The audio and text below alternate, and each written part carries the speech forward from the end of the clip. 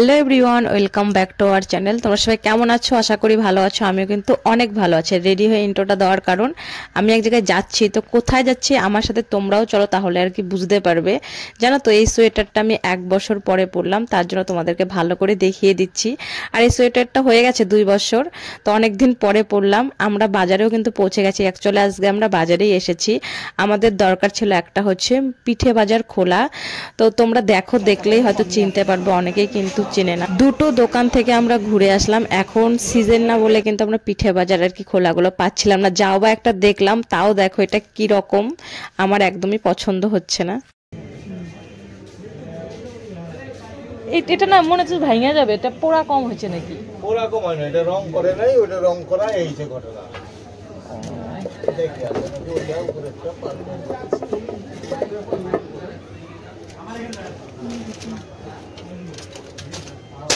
কোনো কিছু করার নেই, আমাদের পছন্দ না হলেও আনতে হবে, কারণ আমাদের ইমিডিয়েটলি দরকার। তো আমরা সরাটা চেঞ্জ করে নিয়ে এসেছি, বাড়িতেও কিন্তু চলে এসেছি। এখন আমি এবার চলে এলাম রান্নাঘরে। তো আজকে রান্না কিছুই করতে হবে না, সবই আছে, শুধু গরম করে খেয়ে নেব। তো প্রায় 10টা বাজে, 10টার সময় আসলাম। আজকে সারা দিন আমার ফোনটা একদম ওপেন ছিল। আমার কখনো কখনো ভয় হয় যে এত ফোন ওপেন থাকলে আমার ফোনটা টিকবে তো, পরে যদি ফোনটা নষ্ট হয়ে যায় পরে ফোনটা কিনবো কি করে, কারণ তো আমি এখনো ইনকাম করি না, একদম বেকার।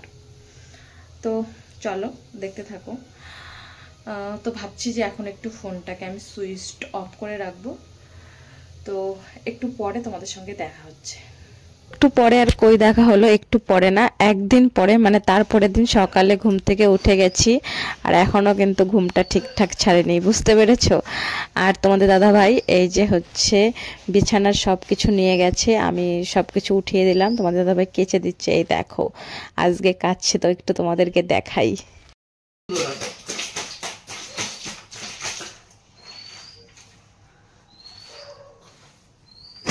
দেখো গাইস, বিয়ে করলে কি অবস্থাই না হয়। এই জন্য যারা বিয়ে করো নাই তারা কিন্তু ভুলেও বিয়ে করো না। আজকে না অনেকগুলো জামা কাপড় বের করেছি, তাই তোমাদের দাদা ভাইয়ের সঙ্গে সঙ্গে আমি একটু কেচে দিলাম, না হলে একা একা কাজ দিলে না সর্দি লেগে যাবে। উঠা করে দিল কেন আগেই? আমি দিব কেমন করে?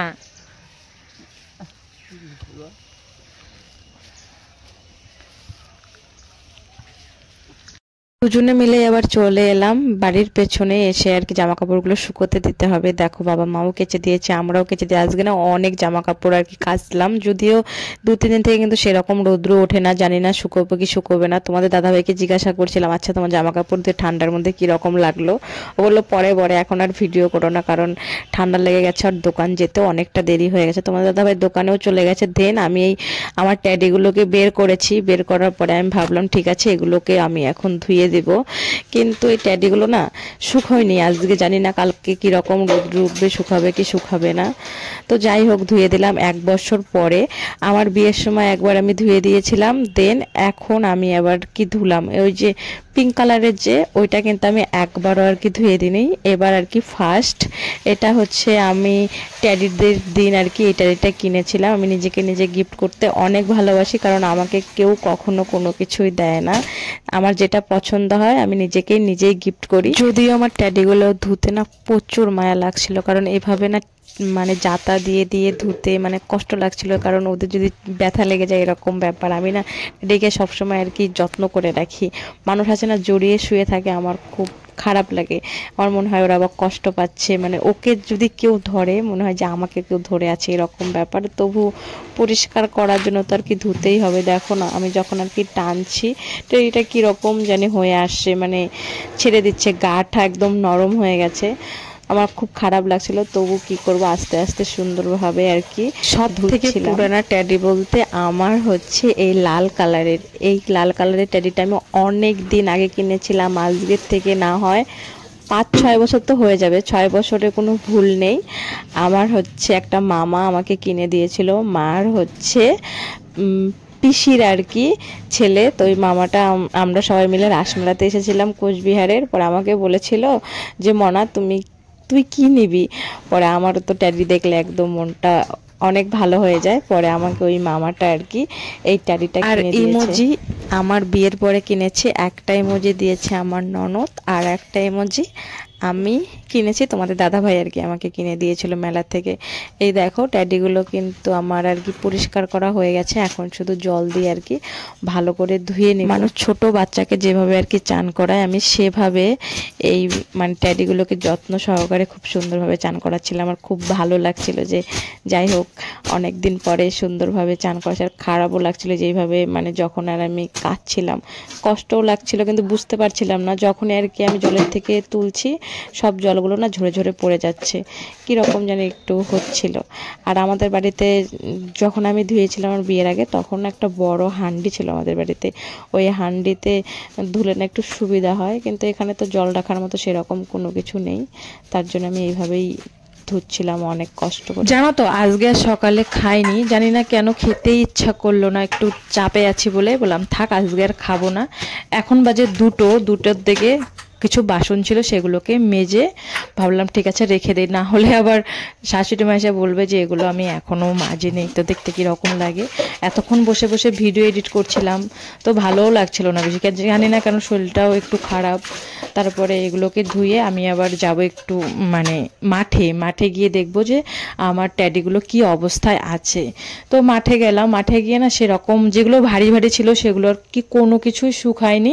দেখো ট্যাডিগুলোকে আমি কিভাবে ঝুলিয়ে রেখেছি, এখনও না ট্যাডির পা দিয়ে আর কি জল পড়ছে। তো আমি ভাবলাম ঠিক আছে রোদ্রুতে দেবো, কিন্তু অনেক বাচ্চা কাচ্চা ছিল এদিকে, তো আমি সবাইকে চিনি না আর কি, যদি আবার কেউ খেলনা মনে করে নিয়ে যায় তাহলে এবার কোথায় পাবো, এই ভেবে আমি ট্যাডিগুলোকে ভাবলাম যে ঠিক আছে আজকে রোদ্রুতে দেবো না। 2টোর দিকে না 1 ফোঁটাও রোদ্রু থাকে না ওইখানটায়, আমি জানি না কেন থাকে না। তো এইভাবে ঝাঁকাচ্ছিলাম, ঝাঁকালে না জলগুলো পড়ে যায়, যেহেতু এগুলো কিন্তু যে জিনিসগুলো ভারী ভারী ছিল পাশে একটা দেওয়াল ছিল, দেওয়ালে আমি আর কি মেলে দিয়েছি, ট্যাডিগুলো কিন্তু বাড়িতে আমি নিয়ে এসেছি।